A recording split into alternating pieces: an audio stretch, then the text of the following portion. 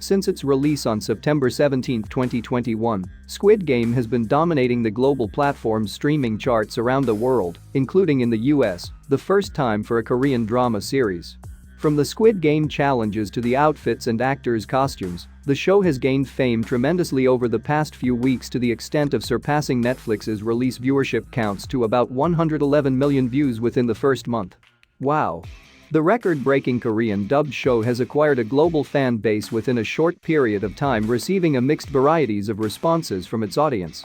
Generally, the responses have been positive, with even some viewers claiming it is the best show ever, after Game of Thrones, right?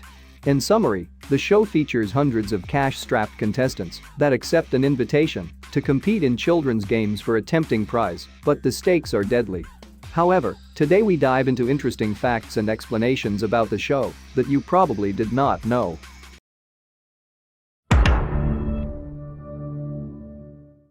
Number 5. Behind the making. As most of you don't know, Squid Game was originally meant to be a movie. In an interview with Variety, the creator Hwang Dong-hyuk did I say that correctly? Maybe? Anyway, he said the project was also originally created as a feature film. This isn't too surprising, considering Hwang's film background. He wrote and directed major hit movies like Silenced and The Fortress. He was also a screenwriter and director of the musical comedy Miss Granny, which is widely considered one of the most successful Korean films of all time. Hwang also said in a still-watching Netflix YouTube video that the original movie did not have the police detective Jun-ho. In addition, Jae Yeong, the woman who sacrificed herself for Sae-byok, was originally created as a male character. Hwang said he changed Jae Yeong's gender because a bond between women would make more sense. Hwang began working on his script in 2008 and finished the first draft of it in 2009.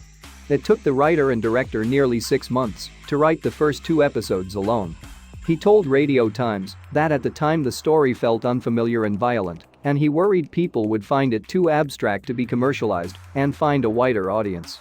The creator said he also struggled with funding and casting until Netflix picked it up about a decade later. But after about 12 years, the world has changed into a place where such peculiar, violent survival stories are actually welcomed, he told the Korea Times. Number 4. The Honeycomb Challenge. In the survival drama, directed by Hwang Dong-hyuk, 456 people who have struggled financially compete to win 45.6 billion won, which is equivalent to a staggering $38.5 billion, by playing traditional Korean children's games, only with several deadly twists. One of the show's challenges has sparked a trend on TikTok. The challenge centers on participants making a type of honeycomb cookie, also known as dalgona candy. Participants must carve shapes into these wafer-thin snacks. If the cookie breaks, the participant is eliminated from the games. The TikTok trend sees users attempt the same challenge to see whether or not they would survive the games. The candy consists of 2 simple ingredients, sugar and baking soda, but the true challenge is eating around the image imprinted in the treat without breaking it. The production crew and I would joke about our series starting a dalgona craze, like how Netflix's Kingdom did with the gat, a traditional Korean hat, but I'm astounded that it actually happened, the director told the Korea Times. What you may not know is that this is a real Korean challenge and has been around for years. However, this is not the only thing that TikTokers have taken from the show. The Squid Game also has a TikTok filter for the red light green light game that TikTokers can get further creative with their content. There are also several mobile games developed from the red light green light game that can be played on smartphones. Guys, if you are enjoying this video, a subscription to the channel will be squidily amazing. Wait, squidily. You saw what I did there? Just click on the subscribe button below this video and don't forget to leave a like and a comment for more captivating content. Number 3. The show's realness. Set in modern-day South Korea, Squid Game depicts a contest that pits down on their luck citizens against each other in a series of deadly children's games, which take place in a hidden arena on a forested island. Production and filming of the series ran from June to October 2020, including a mandatory month break due to the ongoing COVID-19 pandemic. Recently, a TikTok user has revealed the exact location of the island where the participants perform the games in the popular Squid Game Netflix series. The place where part of the series has been supposedly filmed is called Sungbong-rai, an island located on the northwest of South Korea.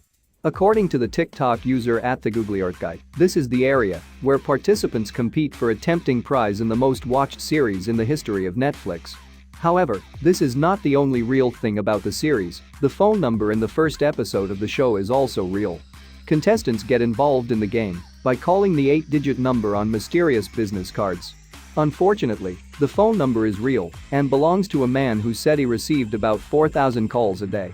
A South Korean presidential candidate actually offered to purchase the number from him. The first game's doll red light green light is also a real creation you can visit.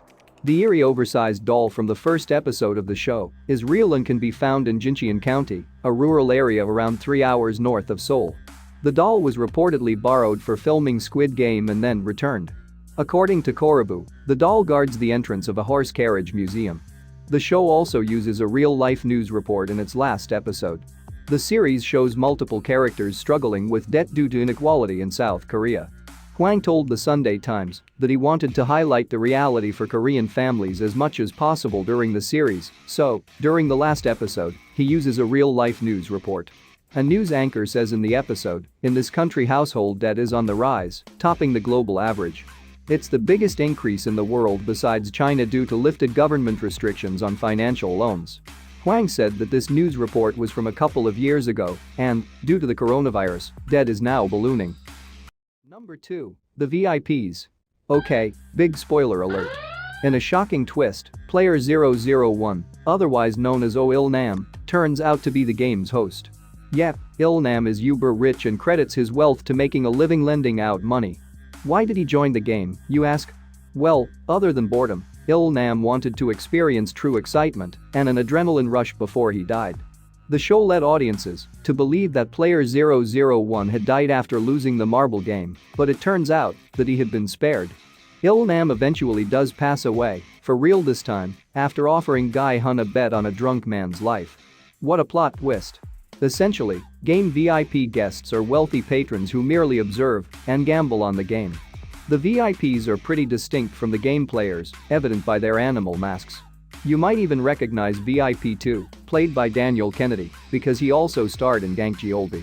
In one episode, the frontman's brother, oops spoiler, Junho stumbles over several files assumed to be previous games' records. This shows that this isn't the first, nor the last game to be hosted.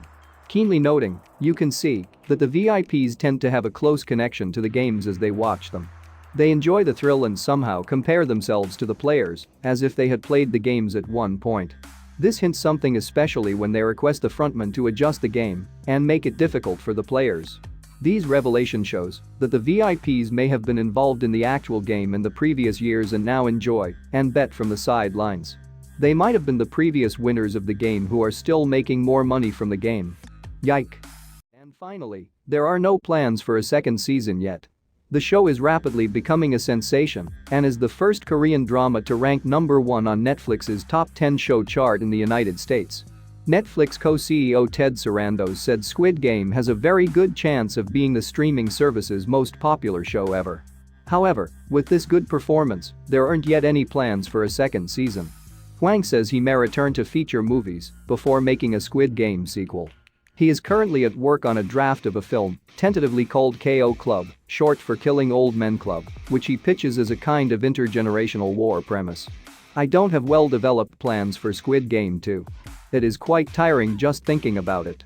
But if I were to do it, I would certainly not do it alone. I'd consider using a writer's room and would want multiple experienced directors. That's all for now guys, thank you for watching. Let us know in the comments section which facts or revelation amazed you the most. And remember guys, if you like this video, a subscription to the channel will be squidily amazing. Just click on the subscribe button below this video and don't forget to leave a like and a comment for more captivating content. See you in the next video.